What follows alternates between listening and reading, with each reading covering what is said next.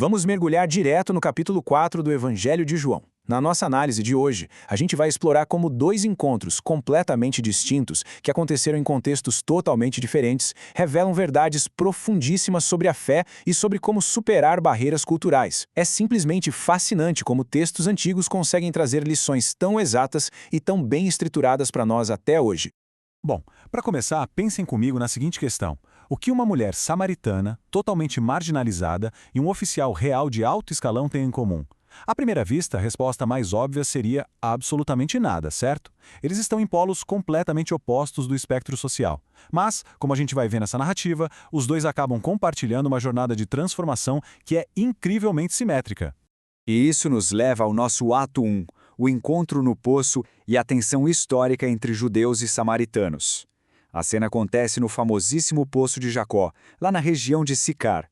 E para entender o peso real desse encontro, a gente precisa contextualizar esse palco histórico. Olha só, era uma divisão muito profunda. De um lado, os judeus que adoravam em Jerusalém e seguiam todo o Antigo Testamento. Do outro, os samaritanos, que adoravam lá no Monte Gerizim e só aceitavam os 5 primeiros livros de Moisés, o Pentateuco. Segundo os registros da época, a adoração samaritana acabava frequentemente misturada com costumes pagãos, então era vista basicamente como uma religião hebraica apostatada. A rivalidade era tanta que os judeus não usavam nem a mesma vasilha que um samaritano porque consideravam tudo impuro. Então, imagina o choque absoluto na época, quando um rabi judeu não só para conversar com uma mulher samaritana em público, como ainda pede um pouco de água para beber.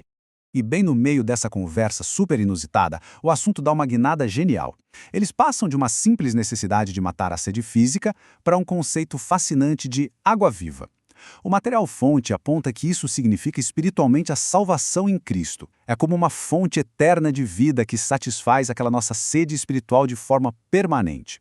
É o contraste literal com os prazeres terrenos temporários, sabe? Aquilo que é passageiro e que sempre vai deixar a gente com sede de novo, versus aquilo que é eterno. E então temos essa frase: mas a hora vem, e agora é, em que os verdadeiros adoradores adorarão o Pai em espírito e em verdade. Gente, isso ilustra de um jeito brilhante uma das maiores quebras de paradigma teológico da história. Até então, o debate sobre religião era sempre geográfico. A gente adora no Monte Gerizim ou em Jerusalém. Mas essa resposta muda todo o jogo. Ela tira o foco dos locais físicos e rituais externos e redireciona tudo para uma atitude que vem de dentro, da mente e do coração. E a gente pode ver como isso opera na prática através desses 4 passos lógicos do despertar espiritual dessa mulher. Primeiro, surge nela o desejo por algo melhor. Daí, vem uma convicção profunda da sua própria necessidade. O terceiro passo é a decisão, quando ela finalmente reconhece de forma clara o Messias ali na frente dela. E o quarto passo é a ação. E tem um detalhe maravilhoso aqui. Ela estava tão empolgada com a descoberta que simplesmente largou aquele cântaro de água pesadíssimo para trás. Aquele mesmo cântaro que ela tinha ido encher. Deixar isso para trás mostra uma urgência enorme de correr para a cidade e compartilhar o que tinha acabado de viver. O que nos traz ao ato 2, o dilema do oficial. Aqui, a gente sai daquela cena mais pacata do poço e somos arremessados num senso de urgência muito forte. Estamos falando de um oficial de alto escalão lá de Cafarnaum, enfrentando uma crise familiar desesperadora, literalmente de vida ou morte. E é incrível como essa narrativa antiga bate de frente com uma realidade supermoderna. Posição, riqueza e status, no fim das contas, nada disso oferece imunidade contra as tragédias repentinas da vida. Pensem bem, esse homem tinha muito dinheiro, conexões políticas fortíssimas, poder, mas nada desse currículo imponente impedia que uma doença fatal levasse o próprio filho dele. No fundo, a dor iguala todo mundo, do palácio real até a beira de um poço empoeirado. Senhor, desce antes que meu filho morra. Nossa, é possível sentir o peso do desespero humano num clamor tão curto, não é? Ele viajou quilômetros a fio e quando chegou não deu aquela famosa carteirada, sabe? Não ficou invocando o próprio cargo. Ele simplesmente se humilhou e suplicou por um milagre antes que o tempo acabasse. E aqui entramos no poder da palavra e na mudança de expectativas.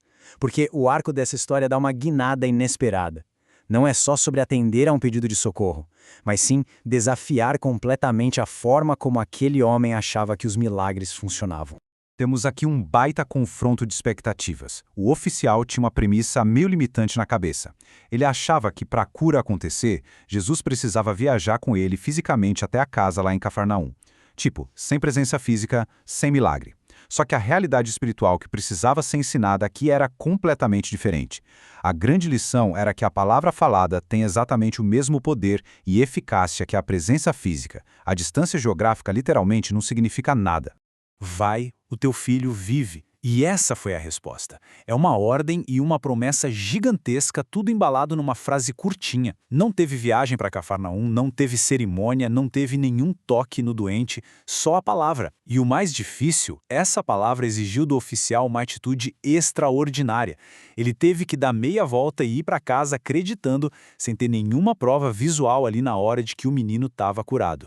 Vamos analisar agora os estágios da fé, da crise ao contágio. E o que é realmente genial de notar na estrutura dessa narrativa é como a jornada desse oficial espelha quase perfeitamente a transformação da mulher samaritana que a gente analisou no primeiro ato. É a mesma progressão.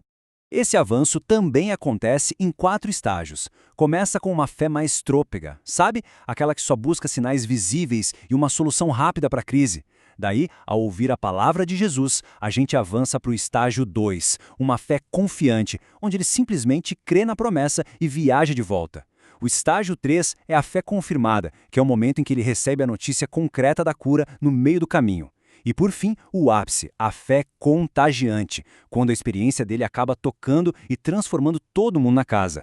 E aí entra um detalhe cirúrgico no texto, o número 7. Por que isso importa? É isso que âncora a narrativa na realidade factual. Os servos encontram o pai na estrada e dizem que a febre passou. E quando o pai pergunta exatamente a que horas isso aconteceu, a resposta é precisa, na 7ª hora, ou seja, mais ou menos à 1 da tarde do dia anterior. E adivinha? Foi exatamente o momento em que a palavra foi dita. Isso provou de uma vez por todas que não foi uma coincidência médica, mas um fato cronológico totalmente verificável.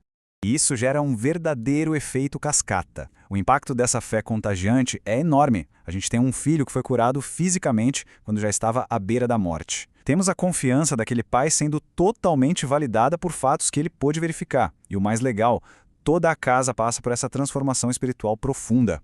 Uma doença terrível, que seria uma tragédia completa, acabou se transformando num benefício gigantesco e eterno para todo aquele grupo de pessoas.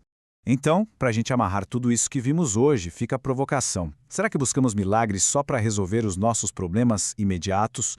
Ou será que essas crises repentinas que todo mundo enfrenta podem, na verdade, ser o catalisador para uma fé tão confirmada e contagiante, capaz de transcender até as barreiras culturais mais antigas? Fica a reflexão para nós. Muito obrigado por acompanhar mais esta análise e por mergulhar com a gente nessas histórias.